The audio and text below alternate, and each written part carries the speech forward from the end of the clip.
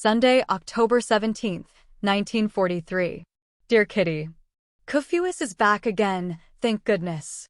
He still looks rather pale, but in spite of this sets out cheerfully to sell clothes for Van Daan. It is an unpleasant fact that the Van Daans have run right out of money.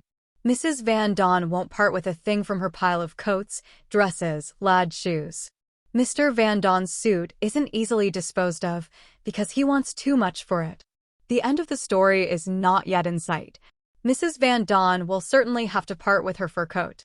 They've had a terrific row upstairs about it, and now the reconciliation period of, oh, darling Putty, and precious Curly has set in. I am dazed by all the abusive exchanges that have taken place in his virtuous house during the past month. Daddy goes about with his lips tightly pursed. When anyone speaks to him, he looks up startled, as if he is afraid he will have to patch up some tricky relationship again. Mummy has red patches on her cheeks from excitement. Margot complains of headaches. Dussel can't sleep. Mrs. Van Daan grouses the whole day, and I'm going completely crazy. Quite honestly, I sometimes forget who we are quarreling with and with whom we've made it up. The only way to take one's mind off it all is to study, and I do a lot of that. Yours, Anne. Friday, October 29th, 1943. Dear Kitty, there have been resounding rows again between Mr. and Mrs. Van Daan. It came about like this. As I have already told you, the Van Daans are at the end of their money. One day, some time ago now, Koophuis spoke about a furrier with whom he was on good terms. This gave Van Daan the idea of selling his wife's fur coat. It's a fur coat made from rabbit skins, and she has worn it 17 years. He got 325 florins for it, an enormous sum.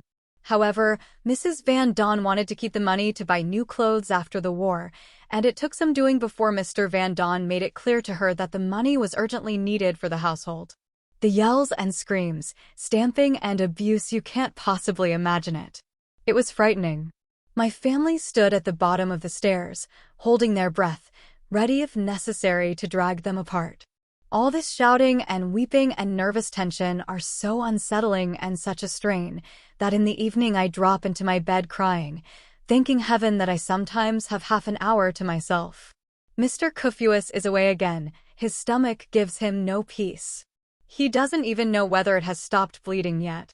For the first time, he was very down when he told us that he didn't feel well and was going home. All goes well with me on the whole, except that I have no appetite. I keep being told, you don't look at all well. I must say that they are doing their very best to keep me up to the mark. Crepe sugar, cod liver oil, yeast tablets, and calcium have all been lined up.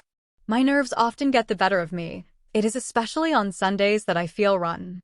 The atmosphere is so oppressive and sleepy and as heavy as lead. You don't hear a single bird singing outside, and a deadly close silence hangs everywhere, catching hold of me as if it will drag me down deep into an underworld. At such times Daddy, Mummy, and Margot leave root cold. I wander from one room to another, downstairs and up again, feeling like a songbird whose wings have been clipped and who is hurling himself in utter darkness against the bars of his cage. Go outside, laugh, and take a breath of fresh air. A voice cries within me, but I don't even feel a response anymore. I go and lie on the divan and sleep to make the time pass more quickly, and the stillness and the terrible fear, because there is no way of killing them. Yours, Anne.